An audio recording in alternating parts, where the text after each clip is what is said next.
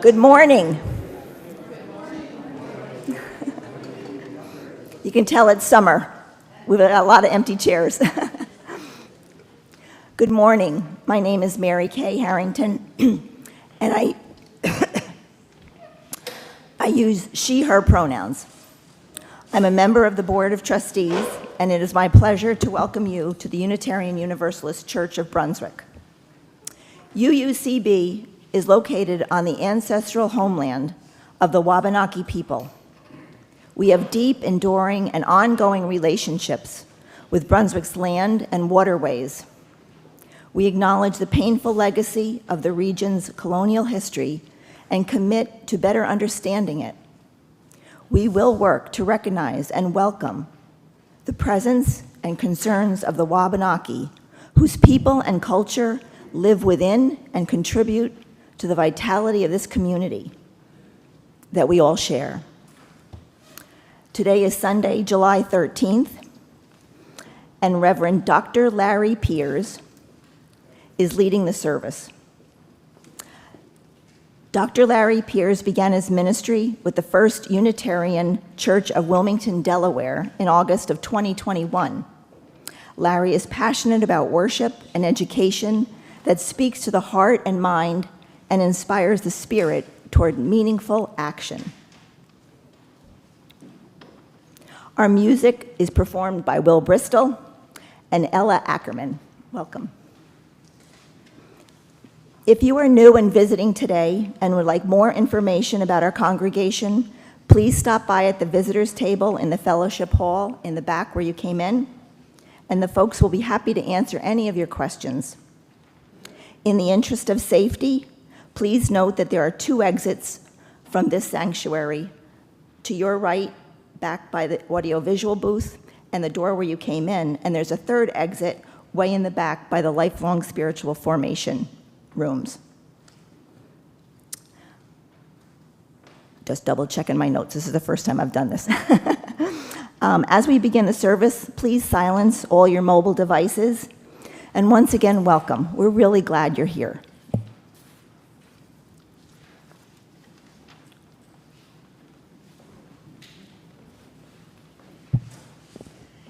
Before we begin, please rise in body or spirit.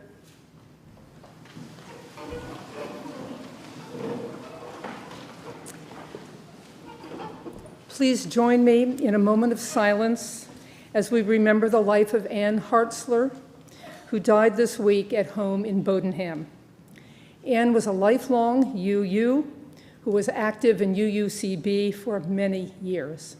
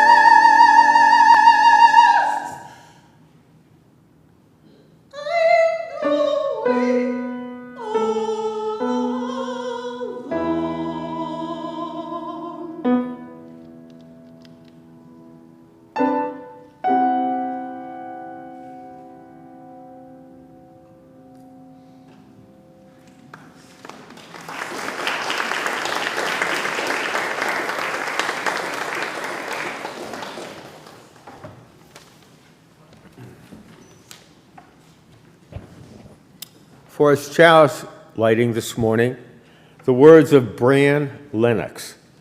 It's called The Mysterious Pull of the Unanswerable. We have chosen to bring ourselves here to this sanctuary to gather as a community of faith. We join together in solidarity as a covenanted people who are drawn together by the promise of connection and the mysterious pull of the unanswerable.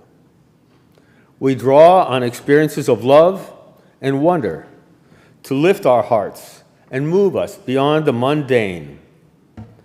As seekers, wanderers, appreciators of nature, connoisseurs of curiosity, and creators of connection, our paths have converged today so that we might become present to the Spirit that is worship.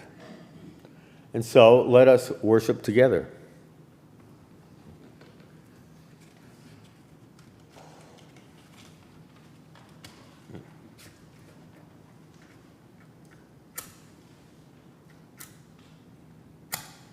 Here we go.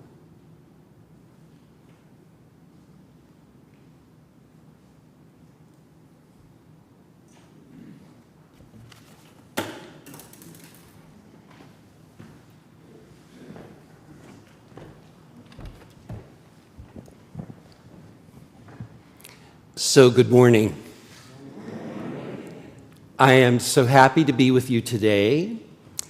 I'm also having to admit that I have some envy that you get to appreciate the ministry of Reverend Karma Amos from week to week. I have known Karma for a number of years. I think it's beyond my own capacity of fingers and toes to count it out right now, so I'd have to borrow some of your fingers and toes. But we first met when I was a consultant with the Alban Institute, and I was leading trainings and retreats around the country, and Karma showed up for one of those retreats in California. And then there have been a number of other opportunities since then that I also served alongside of her and collaborated with her in her work in the Metropolitan Community Church. So glad to be here, glad to be in this space with you today. For the call to worship, I've chosen these words by Edwin Markham. Here on the paths of every day, here on the common human way, is all the stuff the gods would take to build a heaven and to mold new Edens. Ours is the task sublime to build eternity in time. Let us join together now in a time of worship. Please rise in body or in spirit for our opening hymn, number 208. Every Time I Feel the Spirit.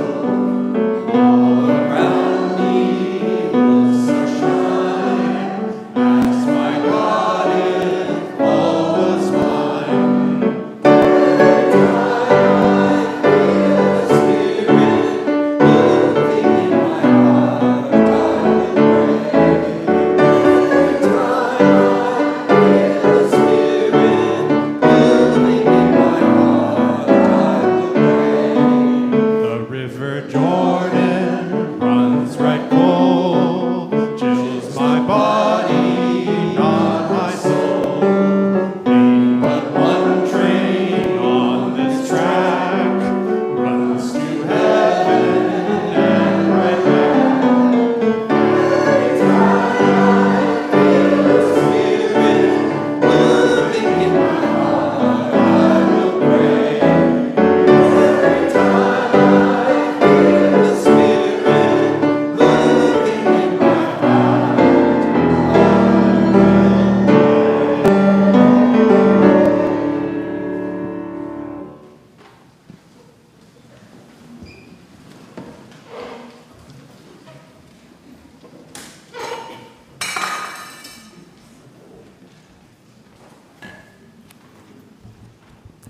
Hi, good morning. I'm Julie Dahmer, not Judy Strano. My pronouns are she and her, and I'm here a member of the pastoral care team here, and here to read the joys and concerns that were written into the book. First for concerns, Faith Woodman writes, I'm sad to tell you that my brother, Harmon Woodman, 82, died at the Gosnell Memorial Hospice House in Scarborough on the 4th of July from complications from Parkinson's disease and multiple falls. Planning on visiting him that morning, I feel very fortunate. My niece called me just after 2 a.m., and I was able to express my love and appreciation to him. Harmon died a few minutes after our call ended. So for joys, Frederick Lancaster writes, I wish to express deep gratitude to worship associates Mary Larson and Stephanie Bernier during my preparation for my Sunday service 2 weeks ago. Mary and Stephanie led a steady, guiding hand in order that I could bring out my best for you to hear. But you're welcome. So if you are not attending in-person services and you would like a joy or concern read from the pulpit, you may send an email to joys-and-concerns@uubrunswick.org. The address is up on the screen. And you may also use this address to contact a pastoral care associate. And if you would like to talk with a pastoral care associate after the service, look for us. We have light blue ribbons on our name tags, and we'd be glad to talk right here or arrange to meet later, anywhere, for coffee, for a walk, anything that works for you. We are here to listen and help.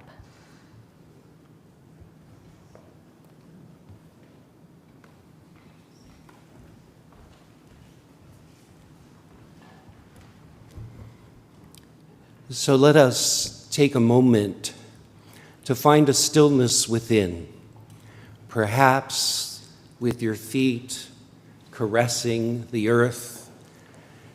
You can sense the earth that is already caressing your feet.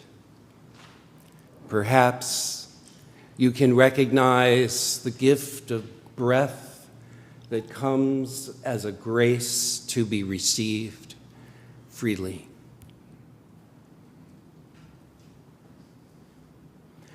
Perhaps you can feel the support of the chair and recognize the support of the presence of others who gather with you on this day in this congregation or online. So with a steadiness of posture,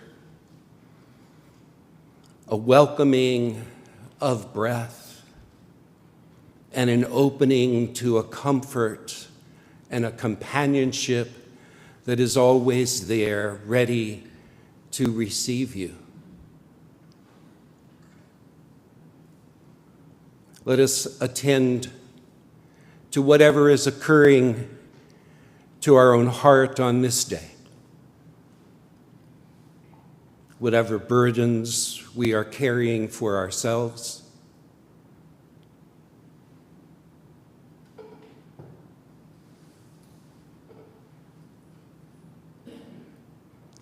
whatever concerns we might be holding for another.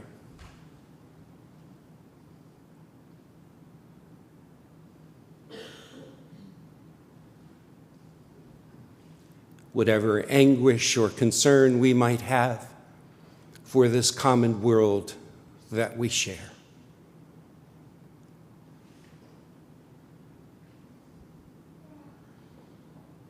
In the sanctuary of this time, in the company of these people, may we feel a presence that can hold all that our heart holds right now.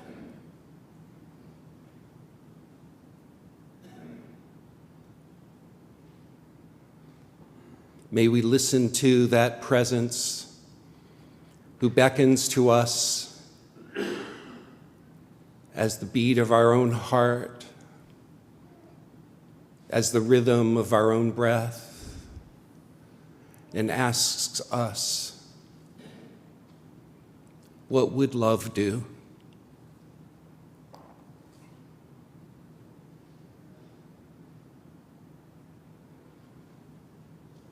That beckons us. Where is compassion and healing needed?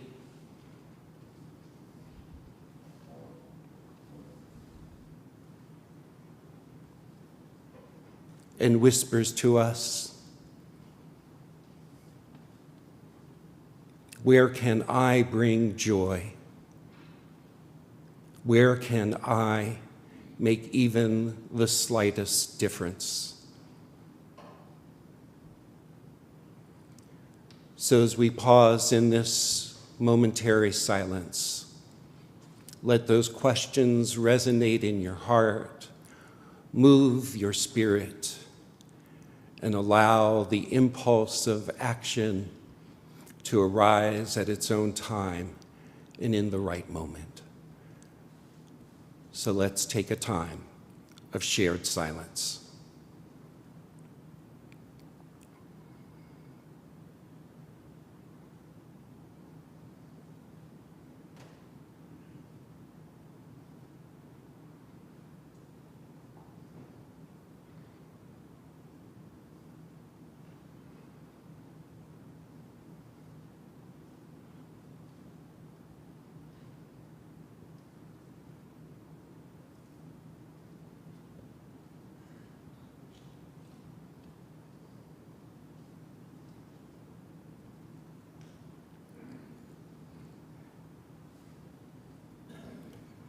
Amen.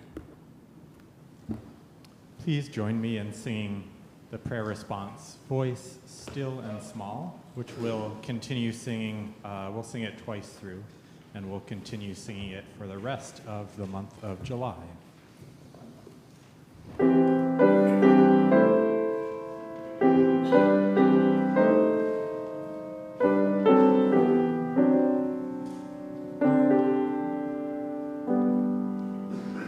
Voice still and small, deep inside all, I hear you call, singing.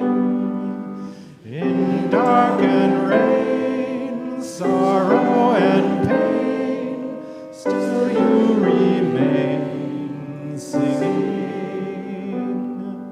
Calming my fears, quenching my tears, through all the years, singing.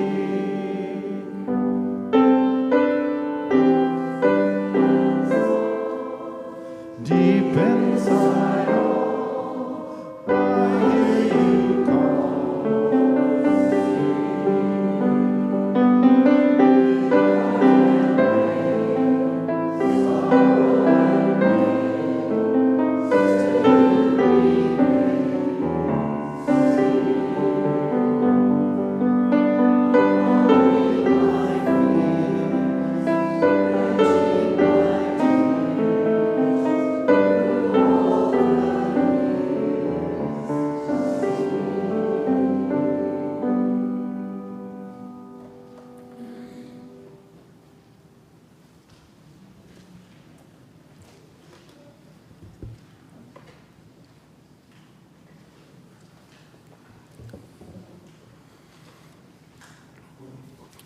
I've chosen this morning as the reading a selection from a recent book by Richard Higgins entitled Thoreau's God.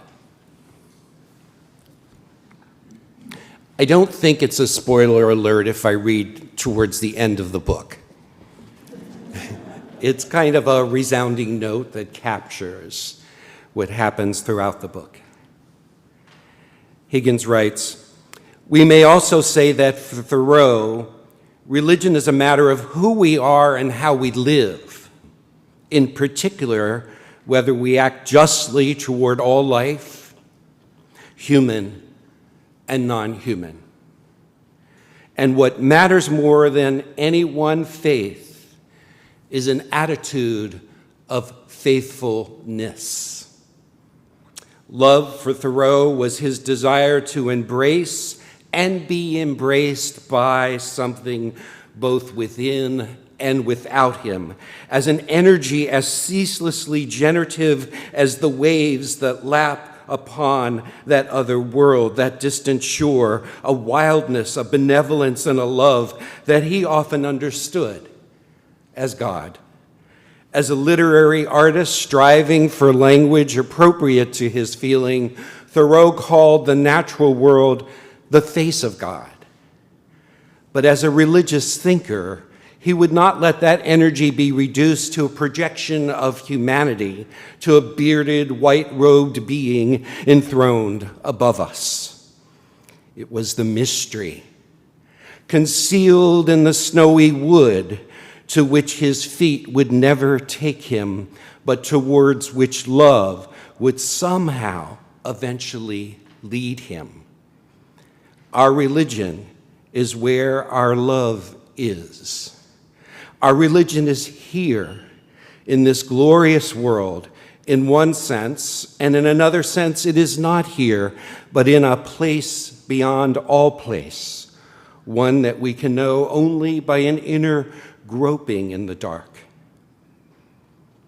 I think Thoreau is saying that our love is what unites these outer and inner realms.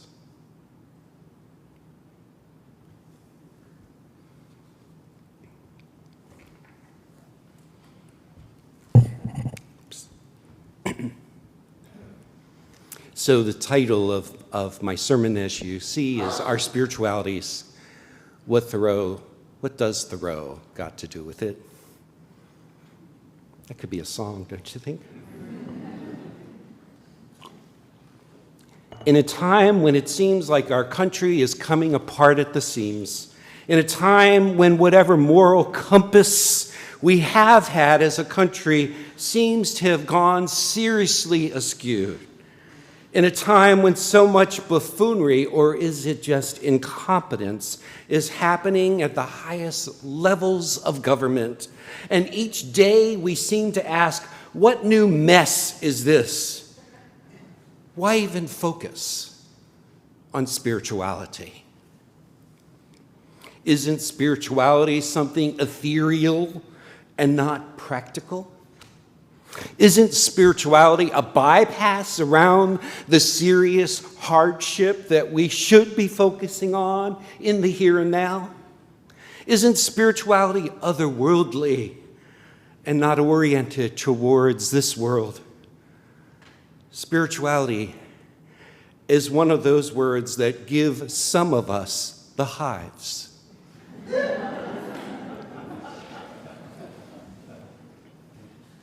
It is an understandable attitude to have some skepticism about the word spirituality, particularly if, as my opening questions indicate, if spirituality is about bypassing rather than engaging with our lives and our world more directly.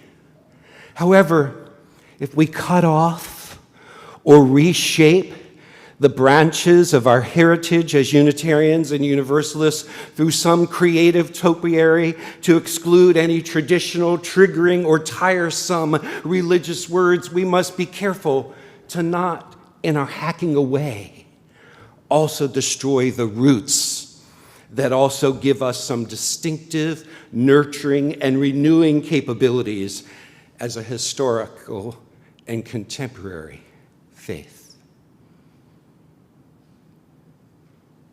Over time, I've come to see that we do a disservice to ourselves and to others when we imagine that we are immune to the deep longings and yearnings within each of us, or when our allergies to words obscure us from the actual deeper, broader, loftier, higher reaches of ourselves that might actually engage us more fully with life itself, rather than take us from it.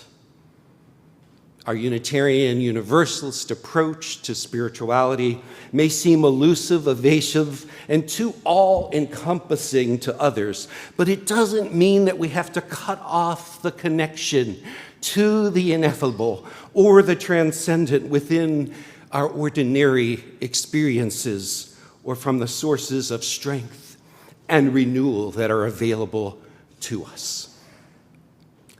So I understand in some social media platforms, they offer this option for relationship status.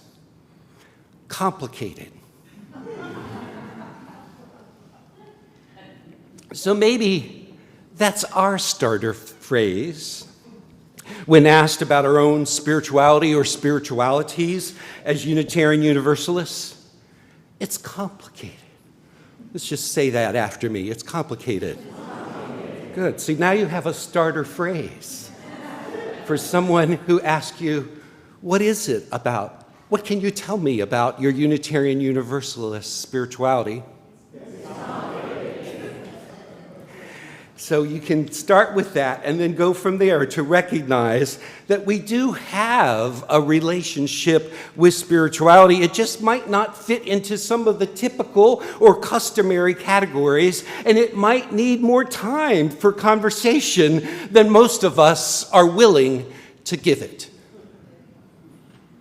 I have sometimes worried whether, as Unitarian Universalists, we have suppressed the sublime when we exclude ourselves from the intricate and the vast fullness of our humanity and the wonder and awe of our universe that is our birthright as a species to experience and to appreciate, simply because we don't have the right words sometimes to express those experiences.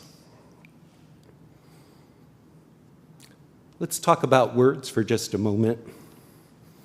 There's a lot of joshing and jiving these days about being too woke or not woke enough. The word has lost some of its original meaning, and now it's used as a derogatory way among some who seek to dismantle real efforts at institutional and educational approaches that seek to honor human diversity and strive for more equity and inclusion. And somehow, some renowned institutions have allowed themselves to be cowered into being unwoke and to retreat from the strides to realizing and broadening human possibilities for all. I think in the dire and critical times which we now inhabit, we don't have time for falling for these word games and manipulations.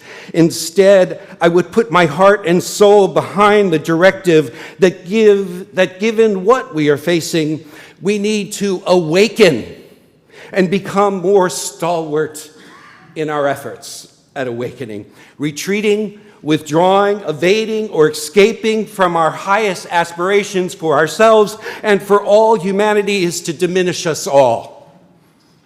Can I get an amen? Amen. In such a times as this, it's my strong belief that as faith communities, we must forthrightly continue to develop what capacities we have within us and among us to awaken and to stay awake. Someone once wrote, and I quote, "We must learn to reawaken and keep ourselves awake, not by mechanical aids, but by an infinite expectation of the dawn, which does not forsake us in our soundest sleep. I know of no more encouraging fact than the unquestionable ability of the human to elevate their life by conscious endeavor." Now, Reverend Karma would say at this point, will you take a breath with me?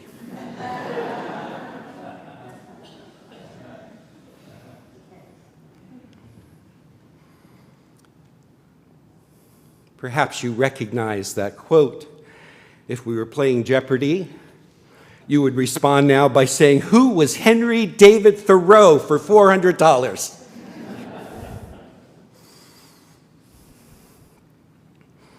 It is this kind of reawakening and keeping ourselves awake. Spirituality appeals to me the most right now as a necessary antidote to all the forces that seek to numb us and neutralize and normalize the most outrageous and immoral activity within our current regime.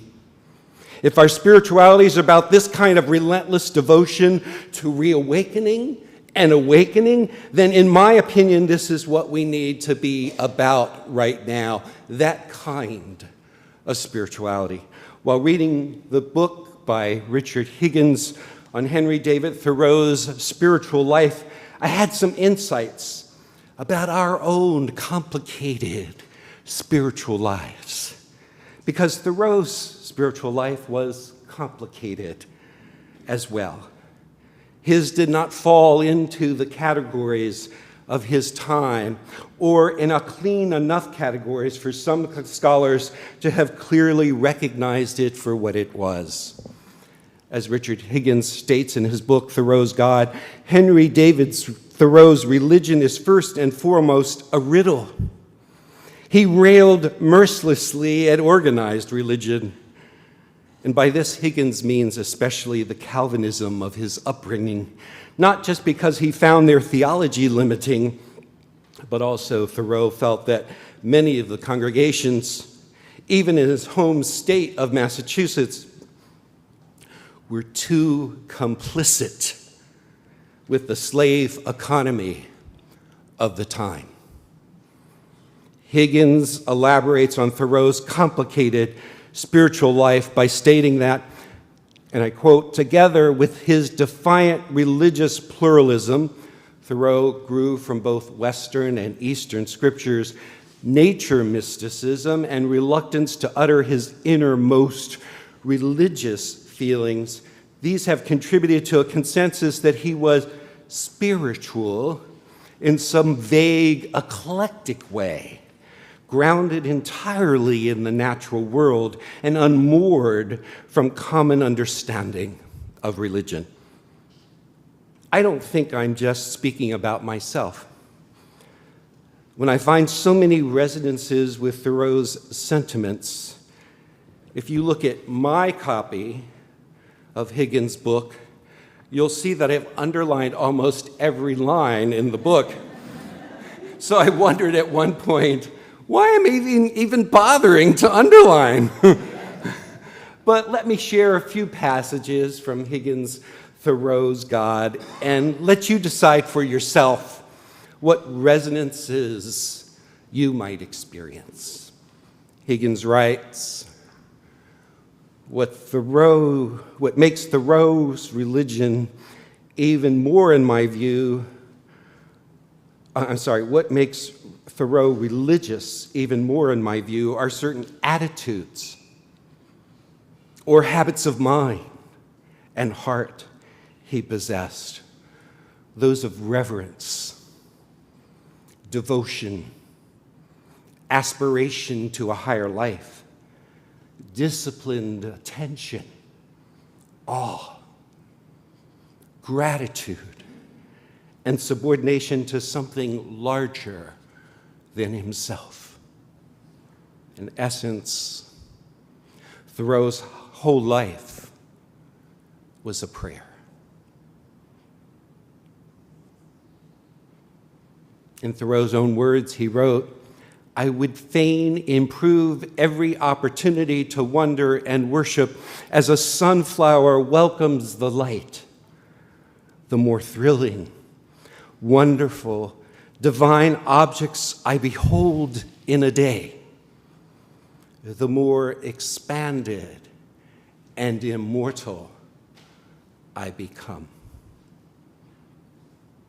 In other words, it was his direct experiences of wonder and awe in nature that cultivated a broader inner experience in him and a sense of inner reverence akin to prayer.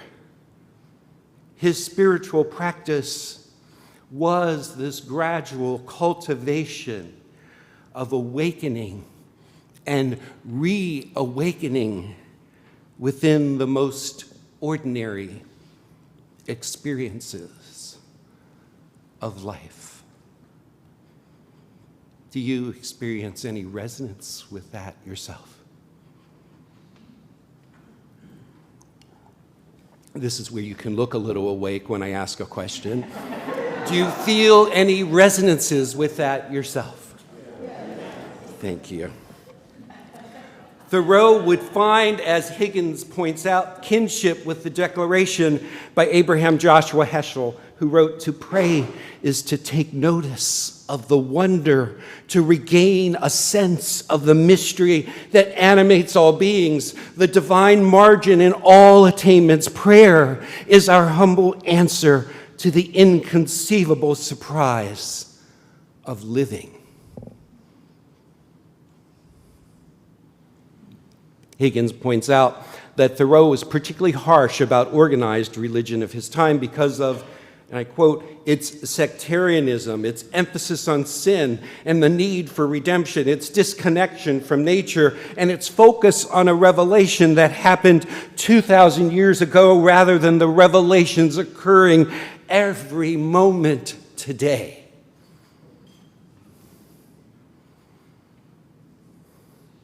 But we can't mistake Thoreau's critique of organized religion of his time, as some scholars have done, and jump to the conclusion that Thoreau did not have a vibrant, meaningful, and generative spiritual life. It was complicated, just as I'm sure for many of us, it's complicated. His spirituality, and I might add our spiritualities, justifies some of the commonplace categories that we usually associate with spirituality or religion, that it might go unrecognized even by ourselves.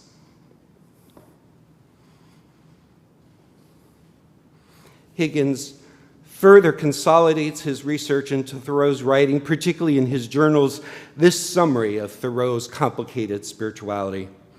Thoreau's religious experience, he writes, was rooted in direct, unmediated perception, in seeing the holy in the ordinary. This is not a matter of just glancing around and seeing things in a preconceived way as we typically do. You have to look in order to see, he believed. For Thoreau, intention, expectation, and a desire to see disclosed the sacred dimension of reality. Those were habits. These are habits that enable us to be awake rather than to sleepwalk through life, which is a central theme of Thoreau's Walden, and it's certainly in line with what we think of today as mindfulness practice. So what about this connection between this understanding of the spiritual sensibility and the ever-deafening cry we hear now for social justice? Is there any relevant relationship between the two, seemingly separate dimensions? Of course. Thoreau defies categorization once again. Like most of the transcendentalist Unitarians and religious liberals in his circle, he tended to combine social action and political engagement with a mystical interior search for truth and an emphasis on self-expression.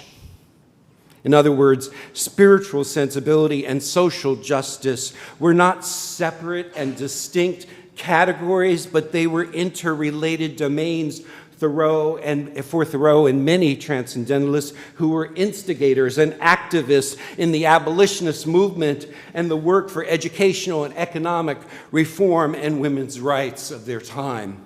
Even though much has been made about the fact that Thoreau really wasn't a hermit during his time at Walden, that wasn't Thoreau's point. Walden was an intentional immersion experience for him that grounded him in a worldly transcendentalism that expanded his awareness of the present moment, not only in the sense of knowing more of the world around him, but of entering into it more fully. and entering the world.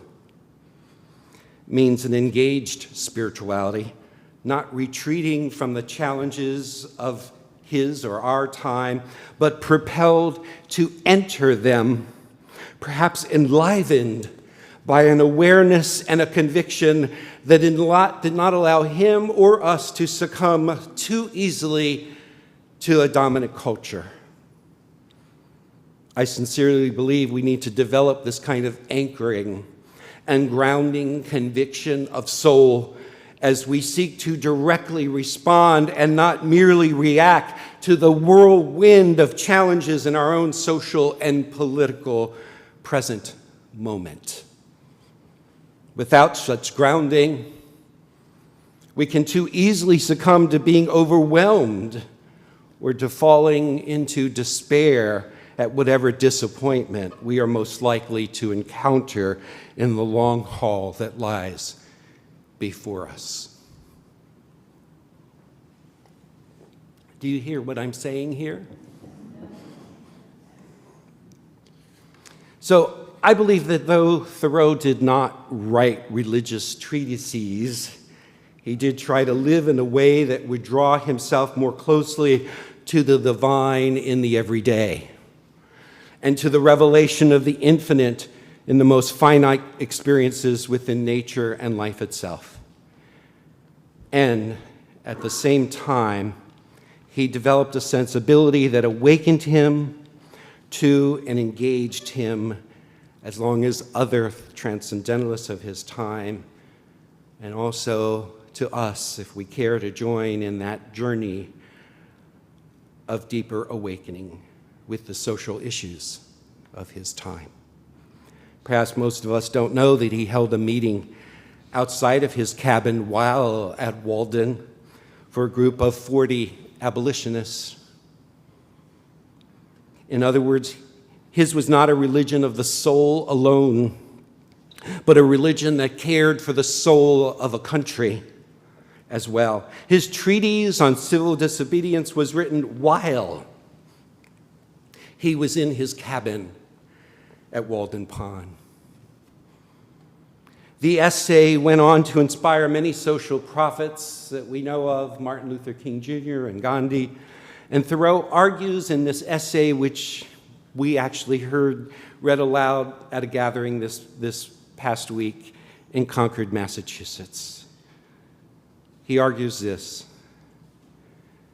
individuals should prioritize their conscience over compliance with unjust laws, asserting that passive submission to government authority enables injustice.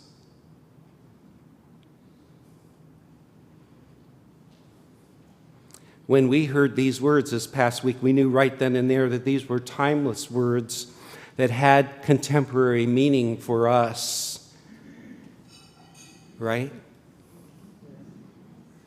We too, if we have a reawakening and an awakening spirituality, cannot obey in advance without being untrue to our own deepest convictions about life, dignity, and reverence.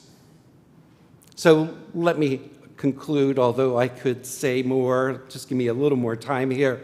So Thoreau, in contrast with some of the dominant religious perspectives of his time, like Calvinism, had a worldly spirituality that urges, and perhaps that urges us also to focus our attention on the here and now, on the ongoing revelations of the divine in nature and our own reflections on our own inner life, and to engage wholeheartedly, forthrightly, and faithfully with social issues as an expression of that sensibility and that sensitivity to a worldly spirituality. Thoreau denounced the church as much as the government and institutions because of their complicity in waging immoral wars, forcibly relocating Native Americans, and by supporting slavery. He could not simply conform with what he felt to be against his own conscience. And like many transcendentalists, he believed there's a higher law grounded in conscience that takes precedence over civil law. So let's take a moment now to sense what it is that grounds us. What is it that we do and practice that allows us to have this kind of relationship with the world of nature, with the infinite in the everyday, with the expansiveness of our own soul, and with the possibilities of the soul of our world? What is it that you can do even this week to begin to hone that sensibility in yourself so that you have that kind of anchoring, that kind of grounding, that kind of place to return to again and again, and to cultivate within yourself and among yourselves in the midst of the whirlwind around us? What practice beckons you to find that grounding, to find that anchor?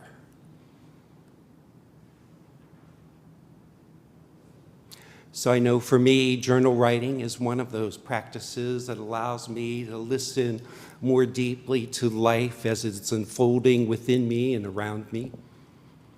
What are some of the practices, as you think about it this week, that you can begin or restart or continue that allow that kind of grounding or that anchoring for you? I'm an innately curious person, so I'm listening.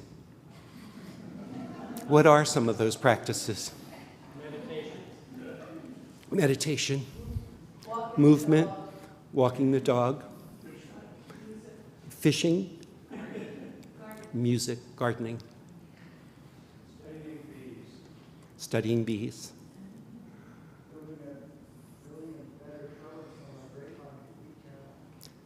building a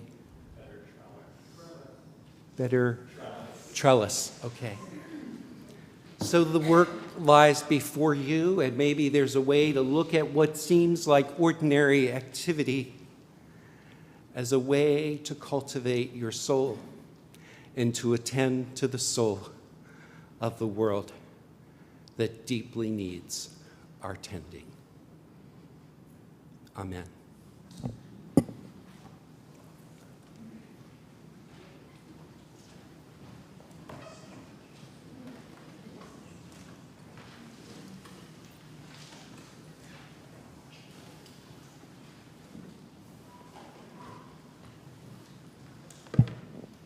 This is the time in our service when we receive your offering to support our church. All cash, non-pledge offerings will be shared with this month's Charity with Soul, and this month it is the Gathering Place. Please give generously.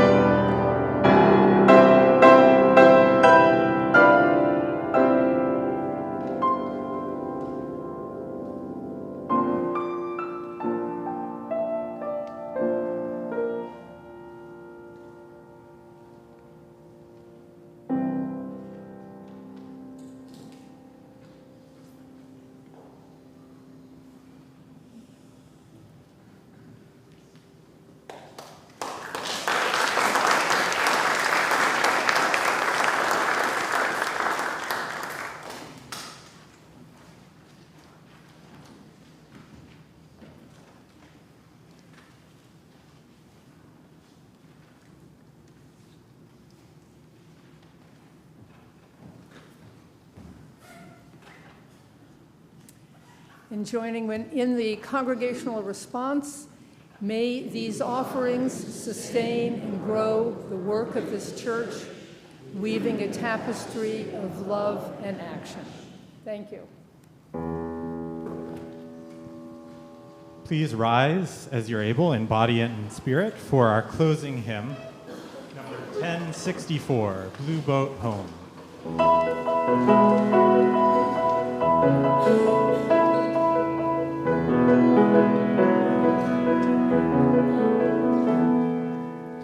Though below me I feel no motion, standing on these mountains and plains, far away from the rolling ocean, still my dry heart can sing.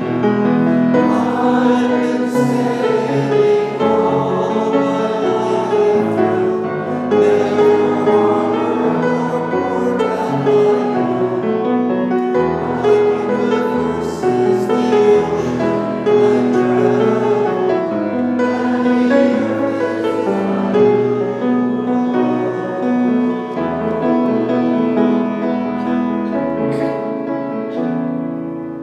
is sun, my sail, and moon, my rudder, as I ply the stormy sea, leaning over the edge of wonder, asking questions into the deep, living here on ships or valleys, awaking pilgrim souls, making our way the lights of the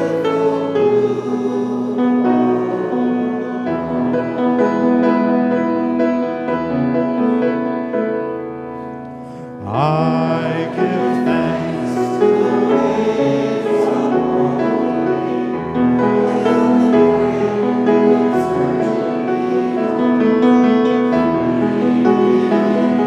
The sea before me, sing the sky, my sailing song. I was born among the valleys, never harbored or down my own. Mine is the use, the ocean I drown, and the earth is mine.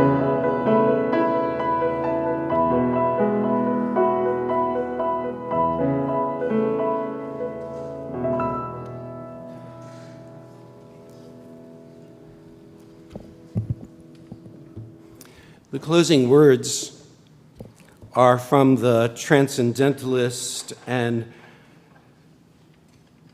avid abolitionist and social activist of his time, Theodore Parker, who reminds us to be ours a religion which, like sunshine, goes everywhere, its temple all space, its shrine the good heart, its creed all truth, its ritual works of love, its profession of faith, divine living. We've gathered around this one flame. As we depart from this place, take whatever light you have received, whatever light you cherish, and bring it into all the crossways and pathways that you intersect with this week. Amen.